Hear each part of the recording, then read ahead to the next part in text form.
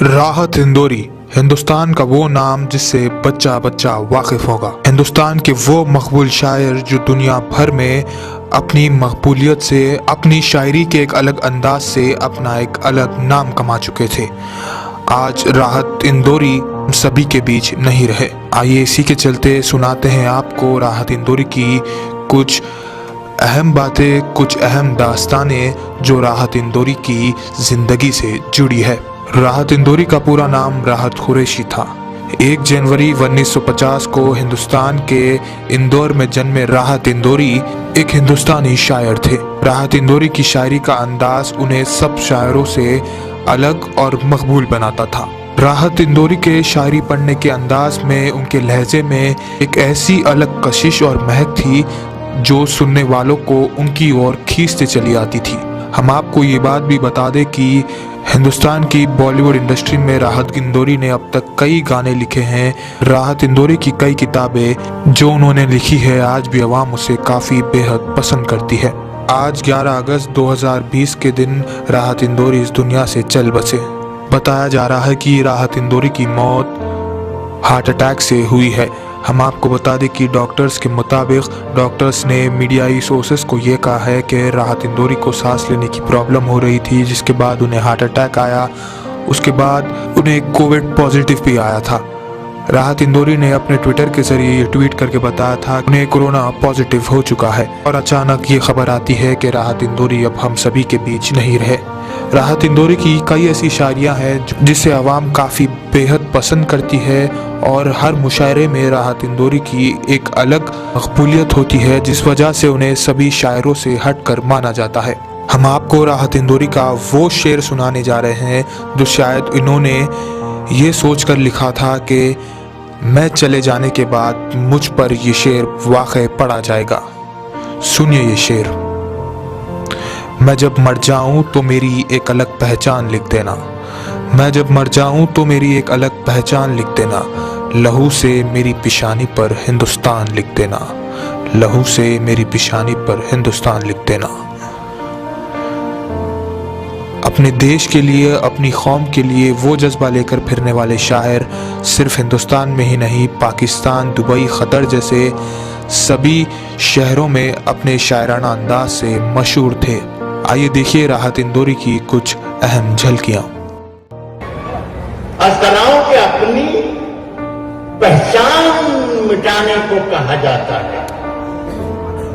बस्तियां छोड़ के जाने को कहा जाता है। अपनी पहचान मिटाने को कहा जाता है। बस्तियां छोड़ के जाने को कहा जाता है। पत्तियां रोज गिरा जाती है जहरीली हवा, और हमें पेड़ लगाने को कहा जाता है। लवे दियों की हवा में उछालते रहना। लवे दियों की हवा में उछालते रहना। गुलों के रंग पे तेजाब डालते रहना। लवे दियों की हवा में उछालते रहना। गुलों के रंग पे तेजाब डालते रहना। मैं नूर बन के जमाने में फैल जाऊंगा, तुम आफताब में कीड़े निकालते रहना।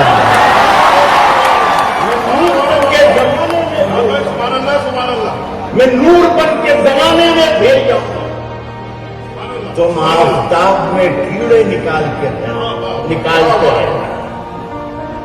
घरों के धंसते हुए, और जिसमें घरों के धंसते हुए मंजरों में रखे हैं। घरों के धंसते हुए मंजरों में रखे हैं बहुत से लोग, यहां मकबरों में रखे हैं।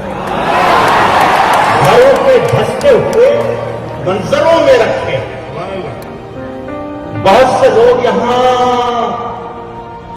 मकबरों में रखे हैं। हमारे एक एक शख्स शरीक हो जाए, हमारे सर की फटी टोपियों पे तंज न कर।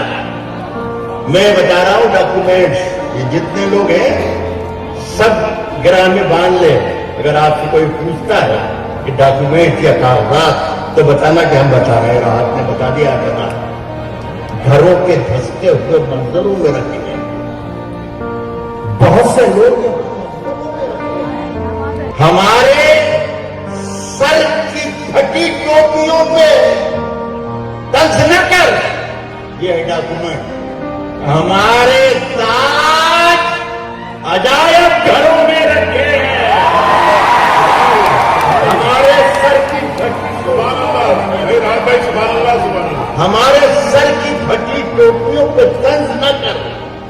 हमारे ताज अजायब घरों, हमारे ताज अजायब घरों में रखे हैं।